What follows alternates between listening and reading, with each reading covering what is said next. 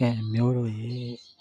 29ရက်9လ2025မှာ310လ2025ထိပေါ့နော်စာတို့ရှယ်ပတ်တီကိုတည်ပေးလိုက်ပြီးတော့တကယ်ကျအမေလေးကိုရှယ်ဝုန်းရမှာနော်ဒီမှာကျွန်တော်စိတ်ကြိုက်ရှယ်မွေးနှစ်ခွက်ကတော့9ဆိုပြီးတော့တင်ပေးထားတယ်ဒါမှမဟုတ်လို့ဘာလို့လဲစော့ခြင်းနဲ့အမျိုးတွေအတွက်ကတော့ငါးပရိတ်ကအစားတို့ကစားပါ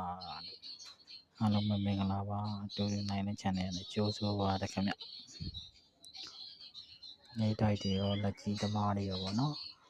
စာတို့ကိုပတ်တီကိုရှယ်ဝုန်းလို့ရပါနော်နေဆုံး2ကြိမ်နေဆုံးထွက်နေမယ်ကိုပတ်တီရအားလုံးပဲမင်္ဂလာပါ